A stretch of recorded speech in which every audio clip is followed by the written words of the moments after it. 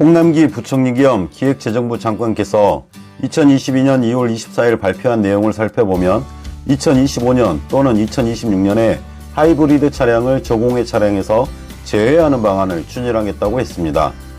친환경차 인프라를 구축하고 나서 이런 이야기들이 나온다면 공감할 수 있겠지만 아직 제대로 된 인프라를 구축하지도 못한 상태에서 이런 발표를 한다는 건 협박같이 느껴져서 하이브리드 차량을 운행하고 있는 입장에서는 괘씸한 생각이 들어 이 영상을 찍고 있습니다.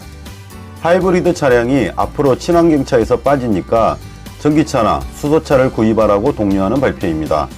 제 주위에서 수소차를 운행하는 분은 아직 구경도 못 해봤습니다.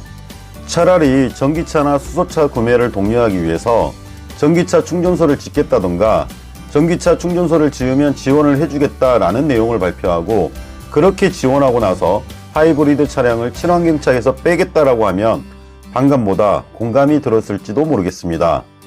다른 뜻으로 해석해보면 2025년 이후에 하이브리드 차량이 중고차 시장에 나올 경우 헐값이 된다는 뜻과도 같습니다. 2021년 12월 기준으로 친환경차 누적 등록 대수는 대략 116만 대입니다. 그중 하이브리드가 91만 대, 전기차가 23만 대, 수소차가 2만 대 정도 합니다. 갈수록 전기차가 늘어나고 있는 추세이긴 하지만 하이브리드 차량이 친환경차에서 차지하는 비중이 78%나 되는데 3년 뒤에 뺀다고 하니 다소 황당하지 않을 수 없습니다. 환경을 위해서라고 말은 하지만 환경을 생각하는 게 아니라 어떻게 하면 세금을 더 거둘까 궁리하는 것처럼 느껴집니다.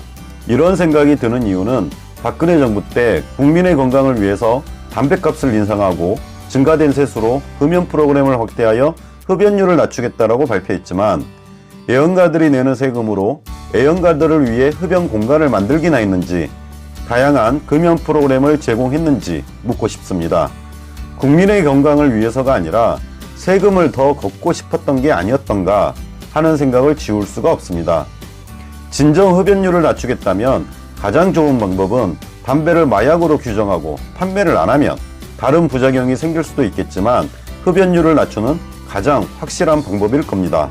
논점을 좀 벗어나는 말씀입니다만 문재인 정부 때는 코로나19 초기 확산 시 대구 신천지 교회를 역적으로 만들었고 감염 확률이 가장 높을 수밖에 없는 서울시 대중교통에 대한 언급은 없었습니다. 세월호 때는 구원파 유병원을 역적으로 만들었지만 정부의 선박 안정 대응은 어땠는지 그 점은 언급되지 않았습니다. 주목 구구식의 운영 방식들이 부작용을 낳고 또 다른 부작용을 낳고 있는데 면밀히 검토하고 신중했으면 하는 바람에서 이 말을 하고 있는 겁니다. 다시 본론으로 돌아와서 2020년 현대차에서 호나가 출시된 이후 전기차 화재에 대한 뉴스가 연일 나와서 전기차에 대한 불안감을 키웠고 전기차 구매 의지를 꺼리게 만들었습니다. 또한 전기차 인프라가 아직 갖춰지지 않은 상태이다 보니 전기차를 운행하다가 접촉사고라도 나면 전기차에 대한 전문 인력이 별로 없기 때문에 당연히 수리비는 높아질 수밖에 없습니다. 외제차 수리비보다 더 비싼 게 전기차라고 합니다. 전기차 인프라가 늘어나고 있는 추세이지만 전기차의 수요가 많아진다면 수요가 많아진 만큼 전기차를 충전할 수 있는 인프라도 확보되어야 하는데 공급이 수요를 못 따라가면 전기차 인프라는 늘어나는 게 아니고 오히려 축소가 되는 상황이 될 겁니다. 전기차가 활성화되려면 세 가지 전제 조건이 필요합니다. 첫째, 전기차 충전소가 지금보다 훨씬 많아져야 됩니다. 둘째, 전기차 충전 시간이 지금보다 더 짧아져야 합니다. 셋째, 완충 시 운행할 수 있는 거리가 더 늘어나야 합니다. 이러한 조건들이 충족되지도 않은 상태에서 친환경차를 구입하려면 전기차와 수소차를 구입해야만 합니다. 이건 강매라는 생각마저 듭니다. HEV, 하이브리드 일렉트로닉 비이클을 한국어로 번역하면 잡종 전기차입니다. 잡종 전기차라서 저공해 차량에서 뺀다는 건지 그렇다 손치더라도 그럼 하이브리드 차량은 전기로도 운행을 할 수 있으니 전기로 운영되는 부분이라도 인정을 해야 하지 않겠습니까? 이건 정말 너무하다는 생각이 듭니다.